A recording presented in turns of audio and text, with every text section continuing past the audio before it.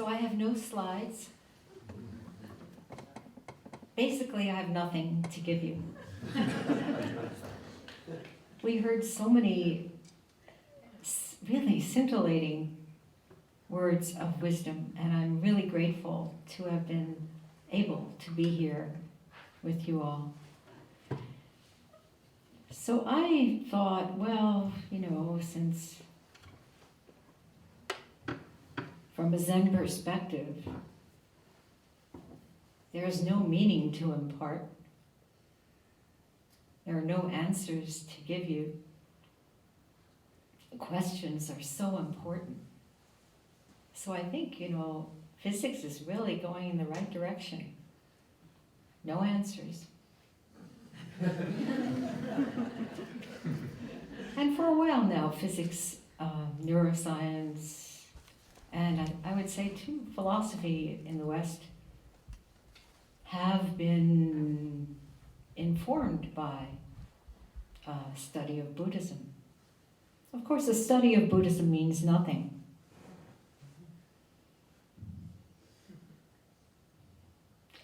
The experience is what counts, as we just heard.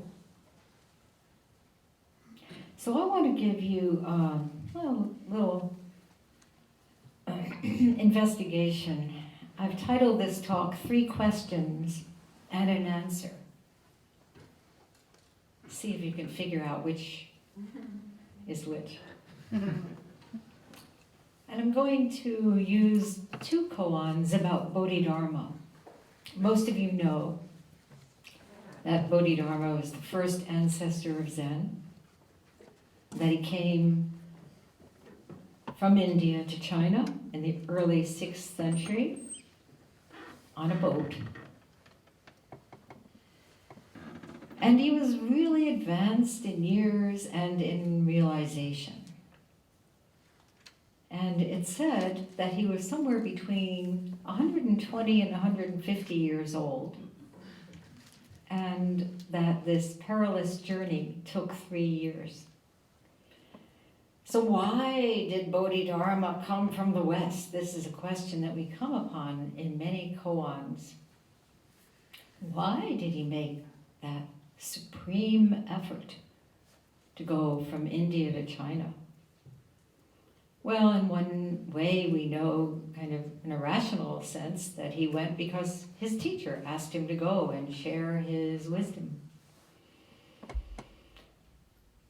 In the Eastern lands, the philosophical and ethical teachings of Buddhism had already been disseminated. So he wasn't bringing something new in that sense, but he was a revolutionary. And as many of you know, the key teaching ascribed to Bodhidharma was the transmission of a truth beyond words, beyond discourses, beyond doctrines, outside the scriptures, directly pointing to the human heart-mind. So consciousness, we might say, undefined by any system of belief, any system of investigation. Really out, throwing everything out there, beyond the horizon, beyond the confines of any structure. So he came at this particular point in Chinese Buddhist history when the Emperor Wu of Liang had been supporting a version of Buddhism that was focused on scholarly pursuits, accumulation of merit through virtuous behavior. And when the Emperor Wu heard that this highly realized venerable had come from India, he wanted to meet him. And no doubt, he wanted to receive some praise for his great efforts. So an audience was arranged.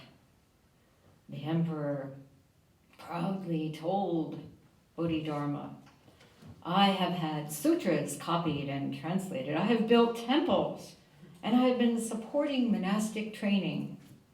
Tell me, what merit have I acquired? Now, this is, of course, something that we encounter all the time in academia, right? I've attended such and such conferences. I have had all of these books published. I have students contacting me from all over the world for my brilliant insights, and I have received many awards. Tell me, how am I doing? There's this lurking question, I think, for all of us in one way or another. Evidently, the Emperor Wu had not studied, among all the books that he had been having translated, the Diamond Sutra, which states, Buddha teaches that all things are devoid of selfhood, devoid of personality. If a bodhisattva says, I will produce great Buddha lands, do not call this one a bodhisattva. Bodhisattvas who are wholly devoid of any conception of separate selfhood may be truly called bodhisattvas.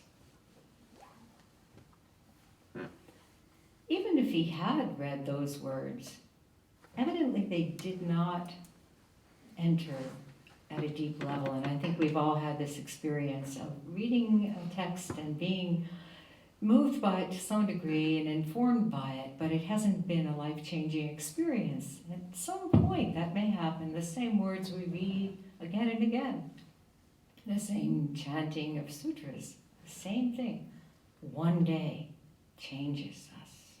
But this did not happen for Emperor Wu, not yet. So what did Bodhidharma answer his question? This is your test. What did Bodhidharma say? What merit have I acquired? None. No merit. No merit whatsoever. Huh? What? Wait a minute. Let me give you all the things I've done again. I'll write them out for you. All the examples of my production of Buddha lands in China. And, come on, aren't they worthy of being considered meritorious? So what's the problem here? Were the actions wrong? No, of course not. What was the problem? Of course that the emperor was completely locked into a conception of separate selfhood, as the Diamond Sutra put it. I have done these things. I have written these books. I have made great headway in contemporary understanding of neuroscience. Yeah. And none of us is a stranger to this conception of separate selfhood, which truly does contaminate whatever we do on some very powerful level. We're led around by this conception as though we have a nose ring and somebody is just, okay. Yeah. Sometimes it's just a tiny trace of self-consciousness. You're meditating and suddenly you realize, oh, wow, I was just being breathed. There was no I there. I feel that breathing was happening and the I is gone. Oops. I'm back. And it's so subtle, isn't it? This is the motivation that we speak of. What is the motivation for the meditation? What is the motivation for anything we do? This is a very important aspect for contemplative practice. It's an important aspect for being human. It's very seriously important for the time we are living in. What is our motivation? Is it to get accolades? Or is it to be a beacon of light, luminosity, to really extend this mind of, we might call liberation, to all beings? So whatever we do, it's, I think, very important for us to notice this slight trace of ego entity as it arises, and it's subtle. More and more, the more we practice contemplative traditions, that subtlety is even more so. This little thing rears up, its little head, and we have to be ready to cut right there. Whatever the narrative and the unspooling of that autobiographical film, just cut. Just as Bodhidharma's words cut through the emperor's attachment to merit. So of course the emperor was startled by this, and perhaps he was in a state of some chagrin. So he challenged Bodhidharma. Okay, I hear you're supposed to be this, great teacher coming from India. What is the first principle of the holy teachings of Buddhism? Let's see who this person is who refutes the merit of my actions. Let's see what he understands. So what did Bodhidharma respond? Here we come to this conference. Vast emptiness. Nothing holy.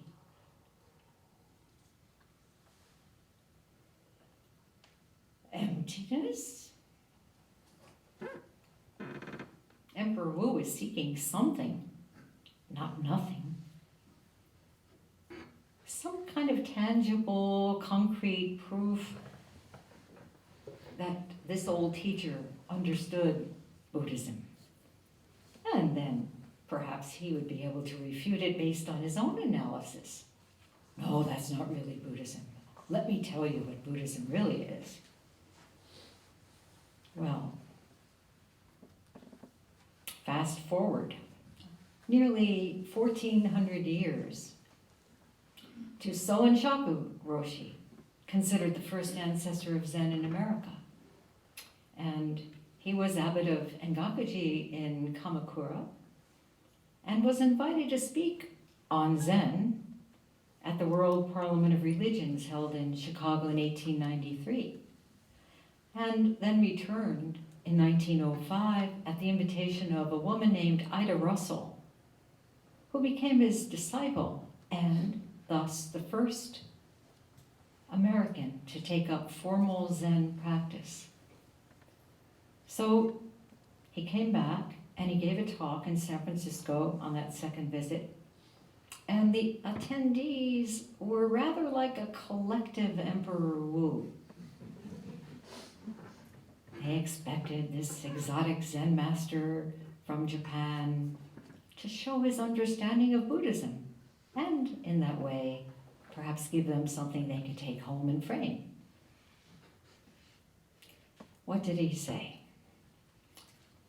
I have studied Buddhism for more than 40 years and have preached the teaching here and there.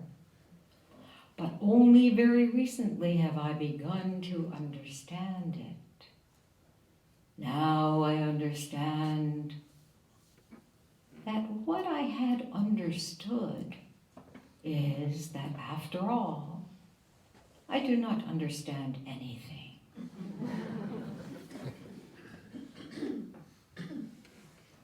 It's really the most wonderful thing we can say, right?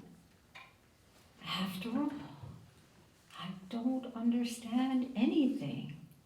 And this is really what we just heard from Adam. This is where we arrive. I don't understand anything. To be able to open to this vast emptiness in which there is nothing that can be called holy. For as soon as we call it something, what happens? give it a name, we give it a quality, and what happens? It becomes other. Well, you can say it becomes dead. It's, of course, reified. It's no longer something that informs our lived experience. It's something we put in a box, in a category. So these two first ancestors, one coming from India to China, the other from Japan to America, were speaking from their profound experience of vastness, from which no explanations can be given. Can't describe it, can't say where it belongs, how it fits. And so the words they used cut through the conceptual mind framework of their listeners. Their hearers were left with emptiness. They may have gone away, or Emperor Wu certainly was not pleased. They may have gone away thinking, I didn't get what I came for. I came for something, not nothing. There was no way to get a toehold. Vast emptiness, nothing holy. What kind of response is that? So as soon as we have some idea of a response or some kind of expectation about what the culmination will be of this exchange, it's as if we take a blank sheet of paper and on it we write, this is a blank sheet of paper. This was Roger Corliss's wonderful example in his book, The Vision of Buddhism. That's what we do all the time. Life is, but we feel this compulsion to add commentary, to put it into categories, to view it as a theory. And so how about if I now explain emptiness to you, and then you can live your life more fully? Won't that be nice? So you see the futility of my even standing here?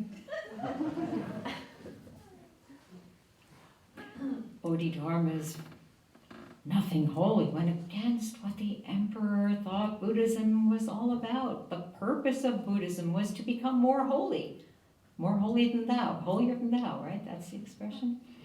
And that word, what is Buddhism about? That word about is the real problem. Let me tell you about Buddhism. Tell me about the holy principle of your life. Tell me about your experience. What is your lived experience? Can you tell me about it? And as you were saying, this is the point of koans. This is the point of poetry, of myth, of all the ways in which people try to transmit directly, right? Beyond the scriptures, beyond doctrine, to really convey directly without that word about. This is it. Almost impossible using words, and yet we use words to say that. So, what about consciousness when we cut through the stories, when we cut through the narrative completely, when we have no assumptions? What is consciousness without any assumptions? Without any perceptions? Can I speak in terms of lived experience without my perceptions about that experience?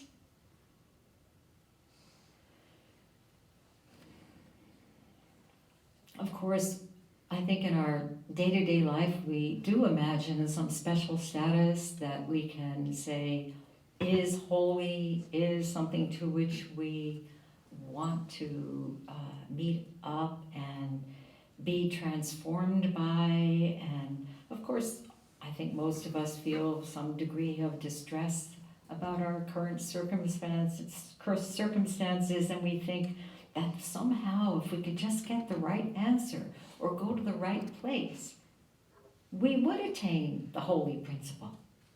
So this thing we hold aloft in our minds, we may call it holiness, we may call it enlightenment, whatever we call it, because we call it, we miss it. It's right here. We're always looking with some projection elsewhere. As Jesus said, the kingdom of heaven is within you. It's not outside. The amazing, wondrous truth is that we're always tripping over the holy. As we fall, there it is, holding us.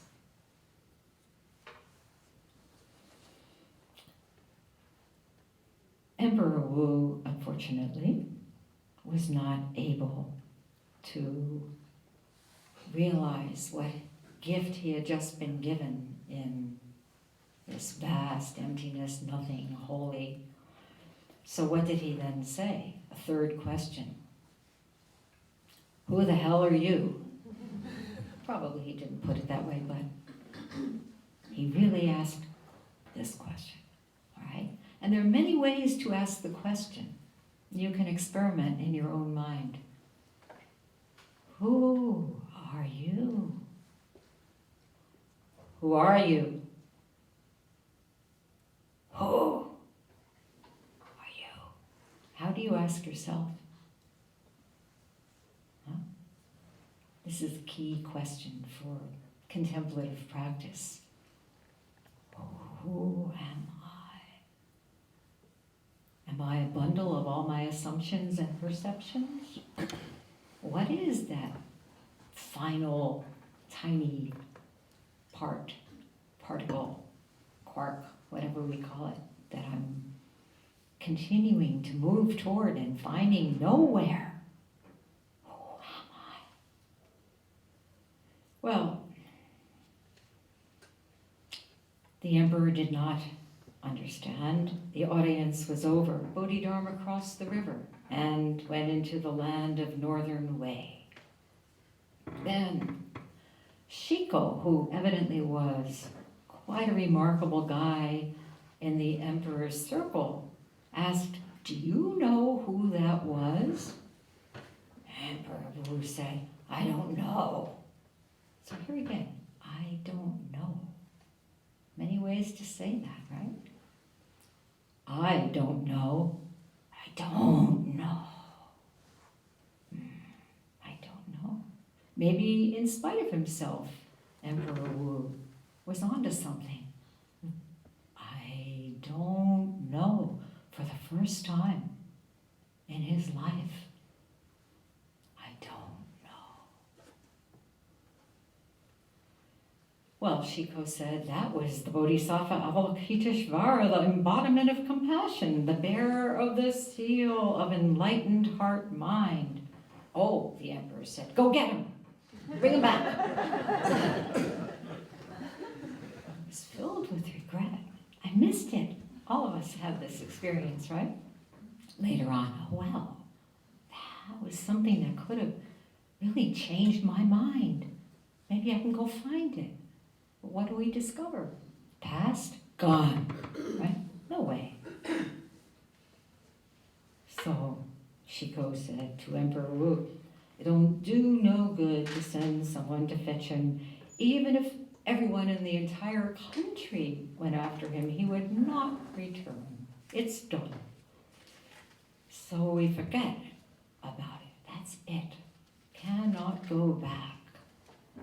Bodhidharma went north to a mountain called Sozan and sat facing a tall cliff.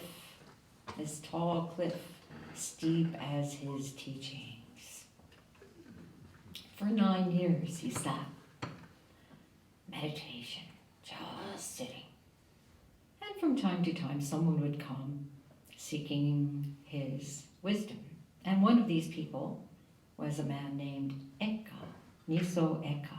Eka had been practicing Buddhism for about 8 years, but his mind was still filled with turmoil.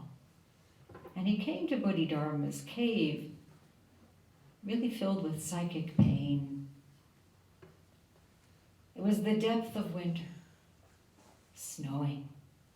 Eka stood in the snow at the mouth of the cave, begging, "Please, I need your help.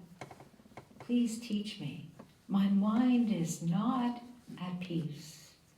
Please pacify my mind." Okay, we're all pretty well acquainted with this feeling, right? My mind is not at peace. So much is in the way. We're bombarded every day with all manner of distractions, too much information, all kinds of amazing things that we're listening to and trying to understand and cannot quite. And then we also fall into situations and circumstances that bring a lot of fear and negativity. What should we do? How can we take care of this? And we think, okay, well, that's reality. There's nothing that we can do about it. I'm just a negative person. Okay, so you get into this self-view, this identity with your emotions, particularly the negative ones. Most people don't walk around saying, "I'm such a happy person, that's who I am." Right? You go, "Oh, I don't know. I can't seem to make any. Nothing works." We don't understand that, yes, nothing works. So, getting locked into this kind of, maybe you remember Winnie the Pooh, negative emotions like Eeyore.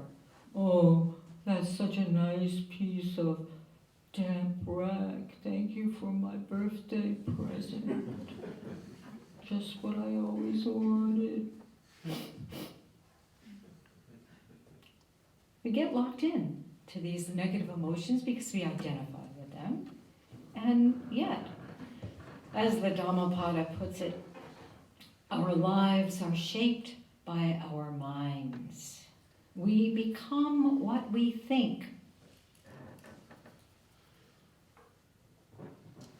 The linked verses of the Dhammapada remind us that it's our responsibility to change what we think, how we think.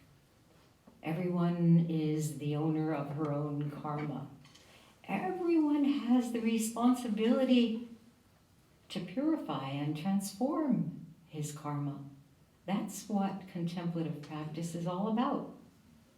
Not just sitting there thinking, "Oh, it'll never be any better. I can't do this. I can't follow my breaths. My thoughts are in the way." Your thoughts are great. No problem with thoughts. We're so lucky to have thoughts. But we don't have to be owned by them.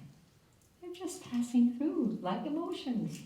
Big clouds, sometimes huge thunderstorm, beautiful tranquil day. So it's pure attention that we need to return to. Not to something, not to attending to something, but just attending. This word attention and the corollary attending and tending are so interesting. Here we are. We're here to attend. All right? That means listen. It means be with.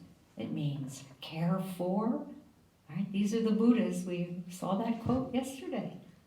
The Buddhas are caring for. That's what we are. Human beings becoming Buddhas through our attending. And so, of course, there's a lot of, we've been hearing so many interesting things about the study of the mind. And there's been so much research into the plasticity of the brain.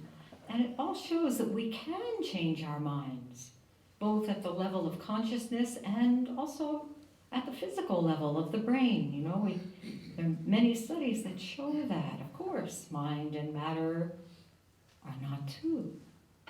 What we do, how we live our lives, is up to us. most of all, we might say the most important point is that this can happen because all phenomena, including ourselves, are empty of any inherent substance. Fundamentally empty, therefore not locked in any way whatsoever.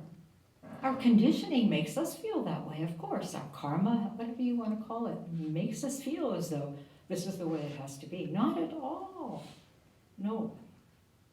And everything is impermanent, so whatever you are thinking you are informed by and cannot be out from under no matter what you do, it's already gone. You're late to the party.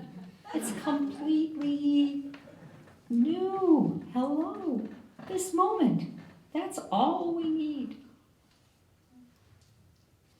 So, not to be enslaved by ignorance of the true nature of reality is emanating from this understanding of all is empty of any inherent or intrinsic substance, and there is nothing that is not changing right here, right now. However, here's the bad news. Changing the mind, training the mind, takes concerted, consistent, diligent practice. And it also takes courage. When we finally sit down and shut up and just surrender to the everyday holiness, nothing holy, then we're at the threshold of Bodhidharma's cave. But being at the threshold of the cave in itself is kind of terrifying. We see the difficulty we're in and we can't hide it. We begin to really see how the separated identity that we have come to think of as the self has left us feeling alienated and incapable of responding fully to the challenges of our lives. So we have to say, as Eka did, I acknowledge my own blindness, my blind spot, and with complete humility, I beg for help. With complete humility, I go to that next point of reference and see through it as it arises. So with true compassion for Eka, Bodhidharma responded to his plea for help. Get out of here. He thinks it's out there. The help he thinks is looking for is in someone else. Okay, if you think it's out there, go on. Go out there. But Eka was not to be discouraged. The snow kept falling. He stood in the snow. He continued to plead, please pacify my mind. Then Bodhidharma told Eka this very discouraging statement. The subtle and supreme teachings of the Buddhas can be pursued only by endless assiduity, doing what is hard to do, bearing what is hard to bear, continuing the practice even for kalpas, that's a long time. How can one of little virtue and much self-conceit dream of achieving it? It will end only in fruitless labor. Go away. Well, here's the wonderful thing. Eka didn't go away. Instead, he cut off his arm at the elbow and presented it to Bodhidharma. Manifesting what? Endless assiduity, bearing what is hard to bear, willing to continue for kalpas. Refusing to be discouraged by Bodhidharma's refusals, just as we must continue to refuse to be discouraged by those things that don't seem to add up. All of the lessons that we've seen just aren't going to make it, the end of physics as we know it, right? All the disappointing answers and outcomes of our lives. We have to have the willingness, the spiritual fortitude to do this kind of contemplative practice without any conditions, to undertake our lives without any reservations. be willing to do what it takes. Okay. If it takes cutting, cut through the tyranny of the ego. Cut through whatever is rearing up in our lives that we feel impeded by. It's our misunderstanding that there is some kind of permanent substance there. Look through it, see it. Everything we've been constructing about who we are, what we need, and how we're going to get it, cutting through all our certitude, all our perspectives, all our concepts, and especially all our self-absorption. The great master Hakuin said, what is essential is a daring mind. And I think that's true whether you're a Buddhist practitioner or a practitioner of another contemplative path or a neurophysicist or a philosopher or any of the wonderful activities that we've been hearing about at this conference. We have to ask ourselves, why did Bodhidharma come to the West? Right? Not from India to China, but from Asia to right here, Dartmouth College. Why has he come here now? What is the question that's coming from our own hearts? What am I doing? To what am I devoting this precious life, this rare opportunity to be a human? So Eka presented his arm. My mind still has no peace. Please pacify my mind. And Bodhidharma answered, bring me your mind, and I will pacify it for you. Then Eka went into profoundly exhaustive search. This is the search all of us must undertake, no matter what the subject, because it all comes down to mind. What is mind? Eka went into vast emptiness. Then he came and he said, I've looked everywhere. I cannot find my mind. And what did Bodhidharma answer? There, I have pacified your mind. This is our journey, our project. And of course, Eka had 8 years of Buddhism, struggled mightily, and had shown his true desperation, his authentic practice, and his humility. And therefore he was able, at those words, to awaken. So each of us must do this kind of diligent, consistent, absolutely devoted practice for our lives. For our research, of course, but for our lives. We have to. And we have to ask, what is the mind? Who am I? Who is searching? Where do I come from? And find this truth that Eka found. Mind is nowhere to be found. Only realize and actualize this in your life. This present moment allows us to live the Bodhisattva vow. May I be a vessel of Dharma. May I liberate all beings from suffering.